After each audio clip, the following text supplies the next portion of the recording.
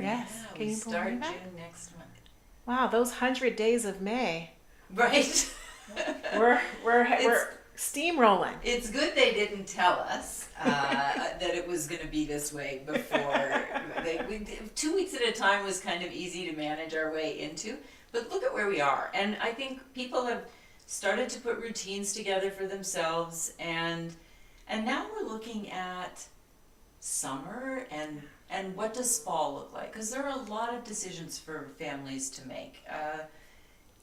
And some people don't have options. So let's look at like what do we do in each of those different groupings. I think we're looking at things, I know at least I am, if seasonally. Like we're looking at seasons. So we're going to move into summer and then we're going to plan for fall, right? And so that's where we're at right now. We just needed to get to summer. Exactly. I'm not quite there yet, but I will be. We just needed to get to summer. But also it's good to take a moment and reflect that we got here. We're at the end of May. And think about it, when the kids are in school this time of year, this is the easier, okay, we've met the requirements, we're going to give some tests, and then we did field trips and we had kids out doing things. So thinking about those things now, that what can we do to get the kids up and moving and active. It's time to kind of move, right? Yeah. Get ready for summer. Awesome.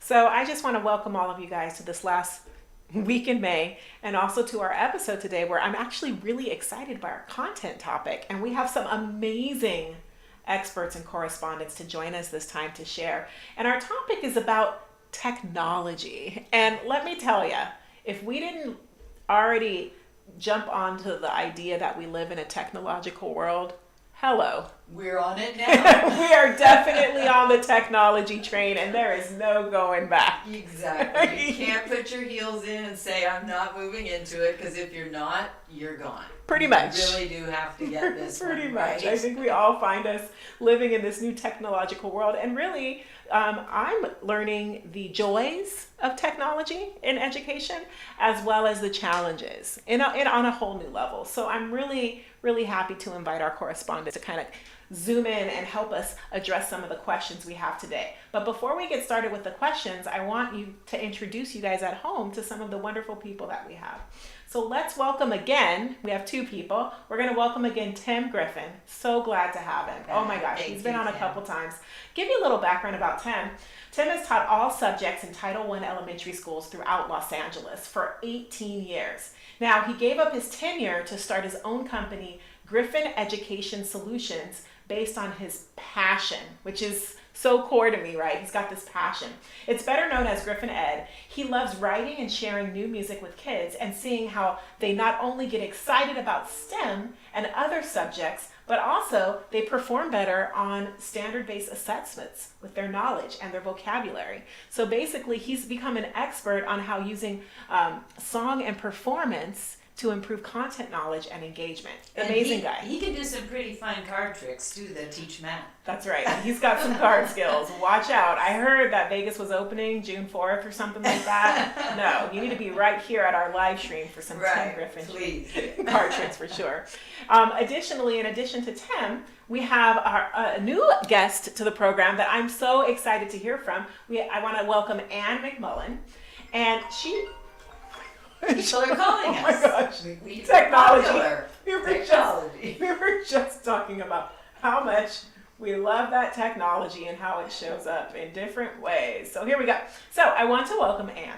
So Anne's worked for 16 years as an executive director in educational technology. Hello, folks. Educational technology. We need her here today.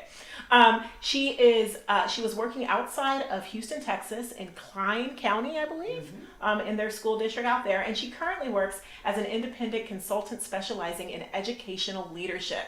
Oh my gosh, what an amazing team we have joining us for Teachers today. Yes. So, and did we get the geography right? Are you outside Houston or Dallas? You were. I was outside Houston, Texas, in the Klein School District. All right, and now you're closer to LA. Now I'm in Playa del Rey, actually, today, yes. Interesting listening to Tim's story. Moved here because I'm the mother of two musicians who wound up in Los Angeles, so we followed them here. So that's how I'm here and started my work in consulting and education leadership. That's great. Awesome. So here's a couple questions for us to get you thinking today about technology. And I think these are questions that are on like important to almost everybody out there right now. What's some tech that we could not live without? Like, given the situation, we probably have a new perspective and we're looking at technology through a different lens than maybe 6 months ago. So here's the two questions we want you guys to kind of talk about. What technology could you not live without? And what would you like to never ever see again in a classroom or education environment? Tech that you never want your children, your students, or even humanity to have to involve themselves in. Is there such a thing? I don't know. Let's hear. That's for the What do you discussion. think? Let's hear. What do you think? We're throwing that to our correspondents. Why don't we start off with Anne? Okay, thank you. Yeah, so lately it seems like the tech I could not live without is Zoom. I have a friend and colleague who came up with the hashtag Zoom, but I don't need to do without this, but that seems to be what we're developing lately. You know, I've tried sometimes to at least stand at the laptop when I'm doing these Zoom meetings from time to time, but it has been a tremendous resource, both related to education and not. And Lee and I were talking earlier about families connecting and having, you know, Zoom family nights and so forth. So that has certainly been a real boon at this time.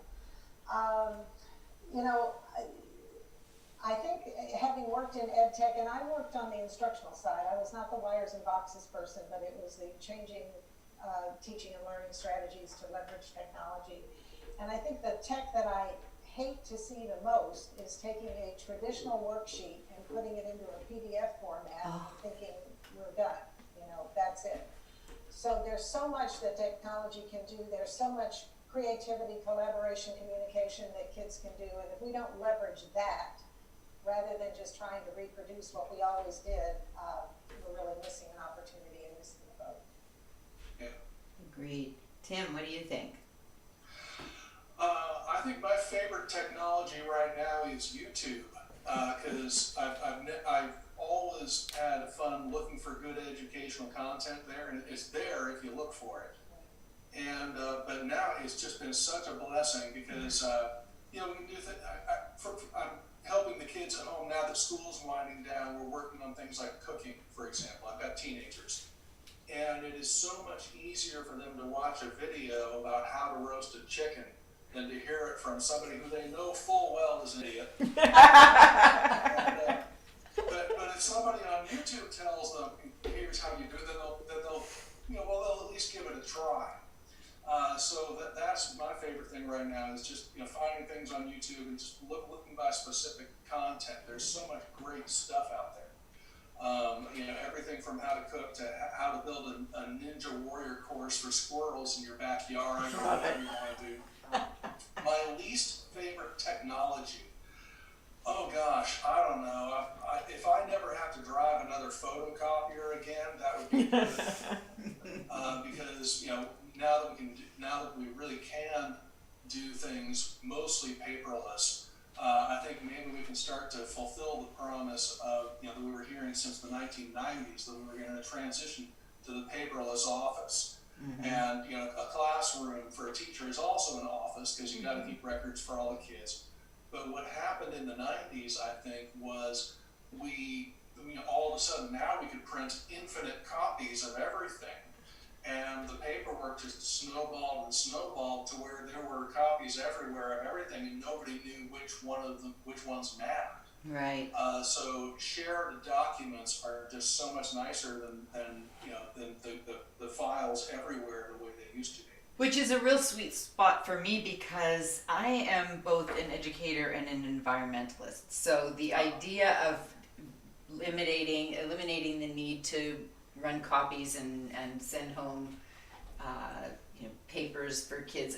Brent, our chairman of our board, Brent Bushnell, refers to it as reading on dead trees. We have no need to read on dead trees any longer. We can read digitally. And as much as I understand the generation that's saying, but the holding that book and the being with the book and the paper. Yeah, you're there still. I love a night. I like the smell of the book, the whole experience of reading a book. I love it. But I'm also okay with not using the photocopy machine, Right. right? I don't, we can get rid of the photocopy machine. I'm good with that. Google John, Docs, thank you. Yeah, I would say I'm absolutely with you when it comes to reading fiction. If you're reading something where it starts on page 1 and it ends on page 300 or whatever, I still like paper copies better. But for reference materials and bookkeeping and all the other stuff that we've historically done on paper, for those things I like digital. And what about for the like teaching kids? We have had a couple of generations of parents who worry about how much time our kids are spending on technology, and now all of a sudden, whoop, we want you on that technology. And the days, it's a big change fast. Oh yeah. Yeah, Leah, it really is. I actually did a panel presentation on a virtual conference recently on screen time. And there was a heading, I think in the New York Times not too long ago, about the debate over screen time is over and the screen's won. And I think the debate over screen time has always been what's on the screen and what are they doing. And so I think this has brought that to light. Quite honestly, when I was growing up, it was a screen, but it was on a box in the living room, and there were concerns about what are you watching on that TV and how much time are you spending there and what are you doing? So same sort of thing with computer screens. And there's no question that there is a world of hurt that students and kids can get into online, and people have to be smart about how they use it. But it is the world we live in, and people have to learn how to work in that environment. So, and you're right, today we would not be doing much learning at all if kids didn't have the opportunity to be in front of the screen and connecting with teachers and other students and parents as well. And you make a very good point earlier, Anne, when you were saying that we don't want to see the typical multiple choice questions just turned into a digital test. And I wonder if you have any ideas about the future of that sort of, what about gamifying education? In January, I went to a conference in Washington where they showed the games that the Department of Education had funded and were getting started, and they were clearly not made by game designers. They were made by academics trying to turn a lesson into a game, and the kids are going to know that. Yeah. Well, it's a skill that has to be learned if you're designing games, and if you're designing. Actually, my son and daughter-in-law are in the video game business and are game designers, but as educators get into that, if you think about it, I mean, we've had games in classrooms for a long time, competitions, spelling competitions, whatever. So we just need to think about how do we leverage what technology can do to make the learning there. There's no question it engages students, so we need to do it in a way that that has the outcome that we're looking for. And that's a learning process. You mentioned earlier, Leah, about school in general, and part of the change, and as one who's been kind of at the forefront of this ed tech space for 20 years now, the biggest challenge I think we have had in education that other professions have not had in leveraging technology, whether it's medicine, law, whatever else you happen to be in, is that we're the only entity in the world where everyone has had that experience. Everybody has been to school. Everybody has an image of what school should be, and it's not what these ed tech people have been talking about for the last 10 or 15 years, So we've got to educate a much broader community, and I think that's one of the things that school districts are learning now, as we were talking earlier more and more, that the parent piece has to be a part of this. But quite honestly, it should have always been a part of this, as we were looking at changing the way we do teaching and learning and leveraging the technology to do that.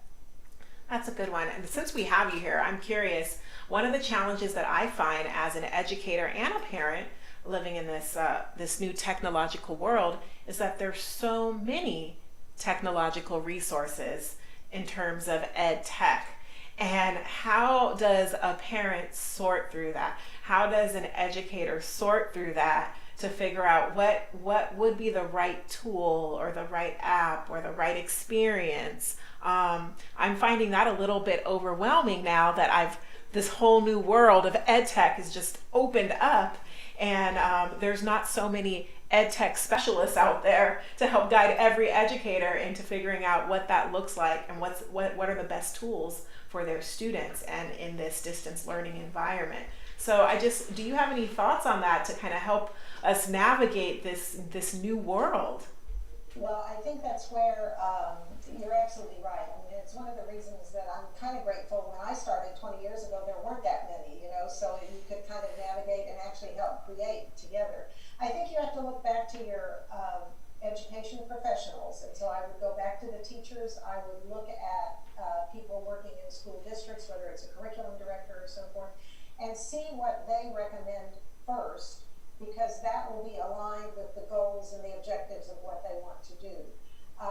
Tim's point about YouTube is very well taken. I mean, more and more people are there, but again, searching through YouTube to find a thing that is specific for what you need to learn at that moment.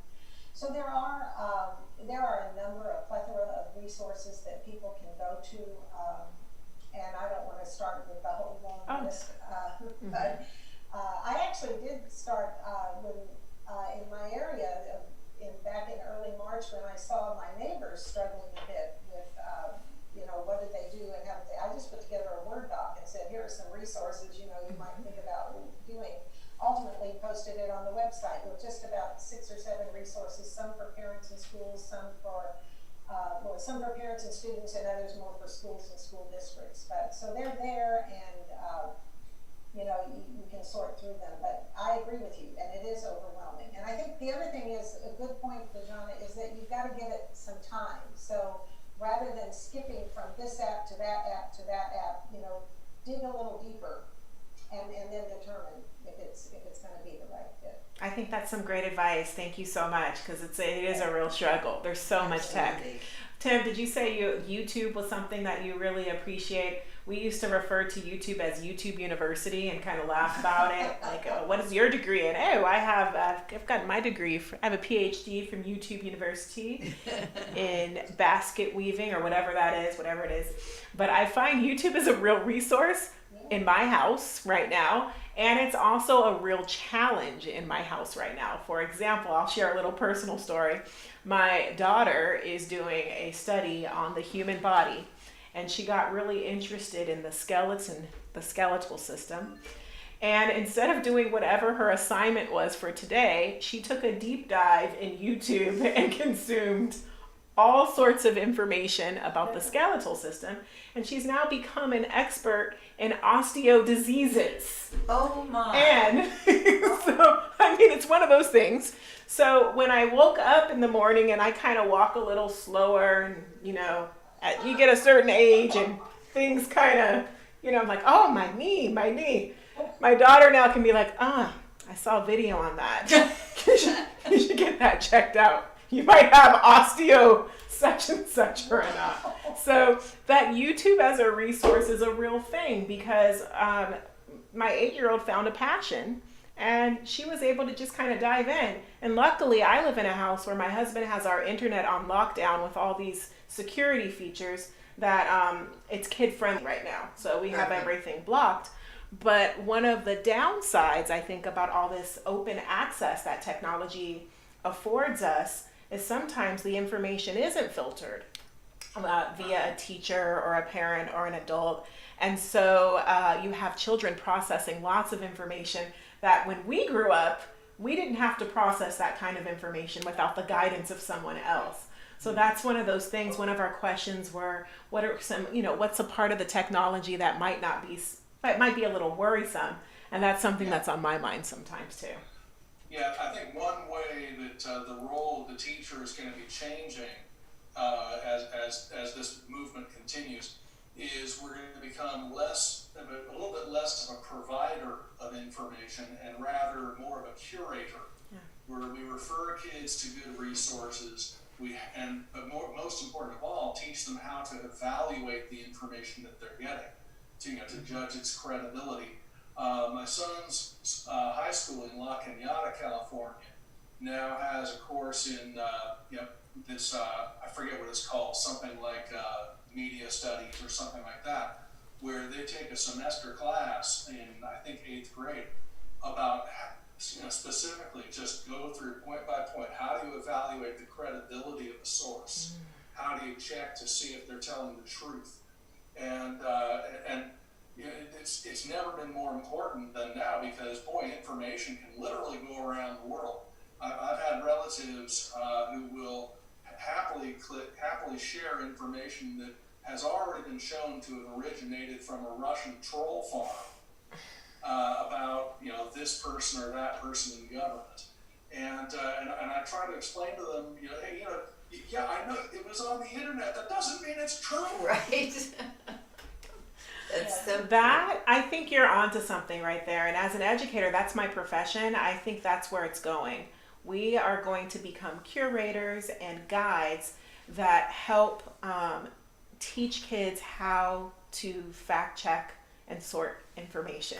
Because we live in an instantaneous information world, which we didn't grow up in. And so that's the skill set that we really want to leave the students with. That kind of leads me to our next question. What new technology do you think might emerge? We all find us in this new space. We're consuming technology. We're so thankful that we have it, because we've had to really change how we do things in terms of education and daily life.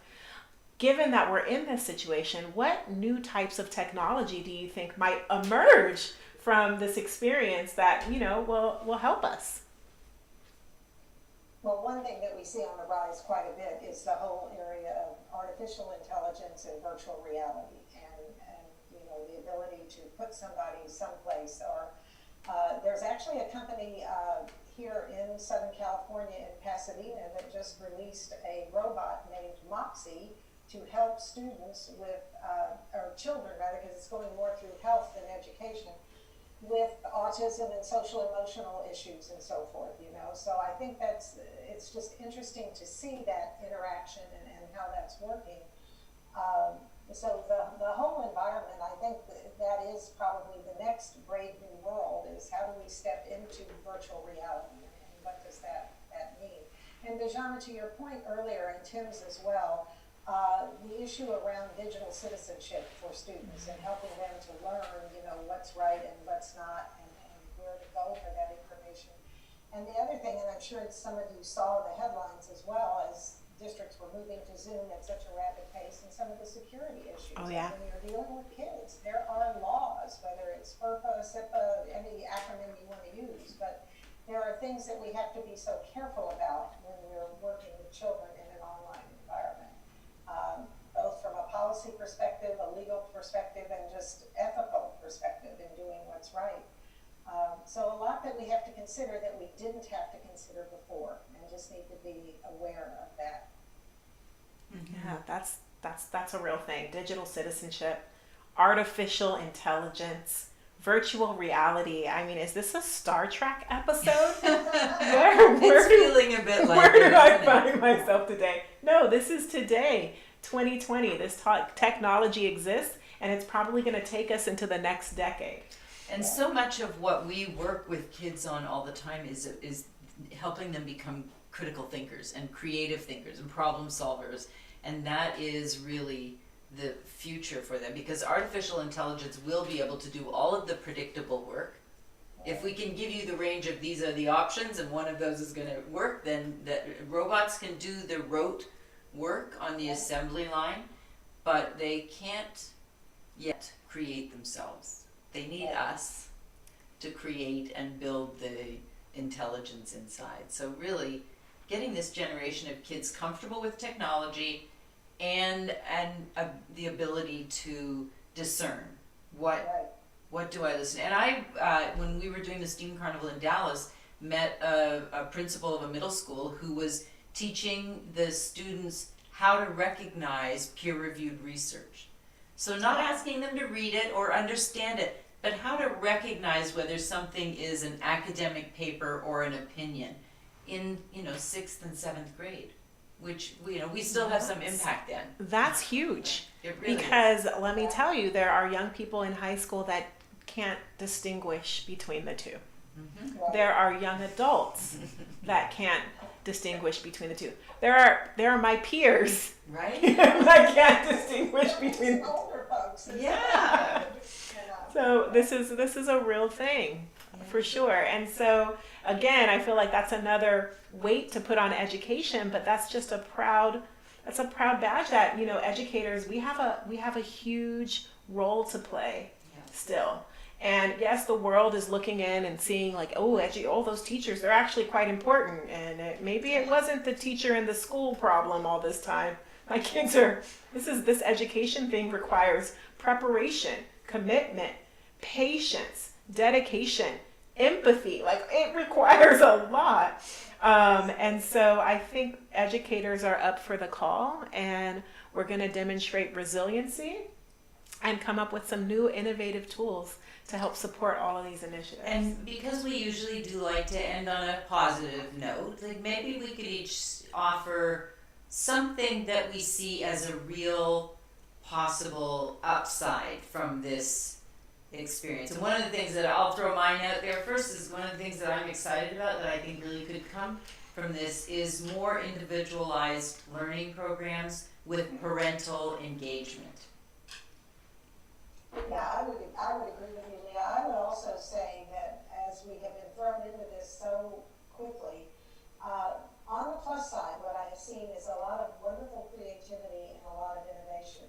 And we have an education system that has pretty much operated the same way for over 100 years now. And I think when people talk about going back to school, one of the terms I've heard is going forward to school. What is that going to look like when we go forward? And I think one of the things that we will be in that we have not been in before is a state of perpetual innovation.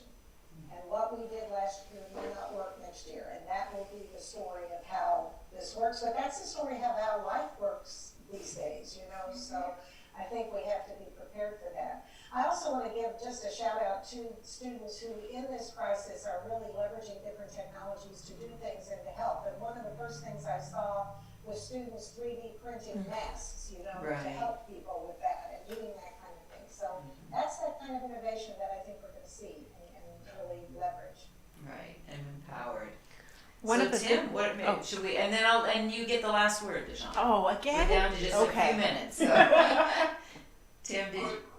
Quick positive thing, as things begin to reopen again, we're getting opportunities to get the kids outdoors.